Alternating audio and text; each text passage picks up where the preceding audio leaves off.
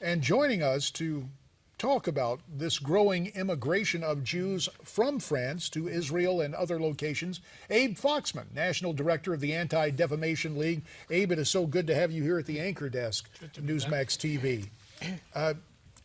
Will you expect, we've seen headlines that French Jews are leaving en masse. Do you expect that trend to continue? I hope not. Well, first of all, en masse is an exaggeration. There are 500,000 Jews in France, and every year a couple of thousand move somewheres. It is true. It's the greatest number in the last year that we've seen moving to Israel. There are a lot of more applicants, etc. I hope not. That would give Hitler a posthumous victory of creating a Judenrein Europe, a Europe without Jews. I think it would be horrific and horrendous. But if Jews don't feel safe, they'll find other places to go, Israel, Canada, the US, Australia, wherever. So I hope that the French authorities and the Belgian authorities and Norwegian authorities will understand that they have a responsibility not only to protect the Jewish community, but to stand up seriously against terrorism and anti-Semitism. As we mentioned, 15,000 are expected to leave France. Some 7,000 French immigrants arrived in Israel in 2014. What is causing them to leave France? Well, it's fear.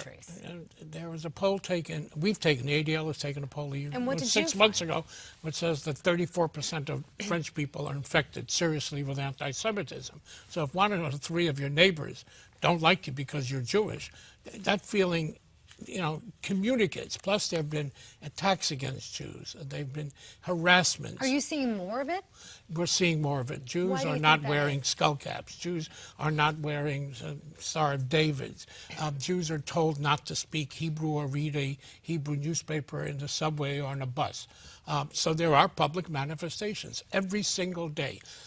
French Jews recently, European Jews were polled by a European agency, and 50% said they expected to experience anti-Semitism in the next year. Well, as you recite those startling statistics, Harvey Weinstein has a column on our parent website, Newsmax.com, saying the French attacks parallel the horrors of Nazi Germany. You spoke of, in essence, if the immigration continues of French Jews out of France, it would set up that de facto Third Reich. Is that parallel apt? No. I mean, you're a Holocaust survivor. I'm a Holocaust survivor, so my antenna vibrate when I hear that they closed synagogues in Paris Friday night. That's the first time since the Holocaust.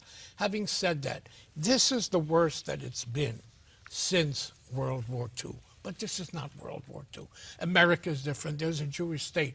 Listen, in World War, during the Holocaust, Jews had nowhere to go. The United States was closed. There was no Israel. So one cannot make thank God today, Jews who want out have a place to go. The issue is France, is Belgium. Will they survive?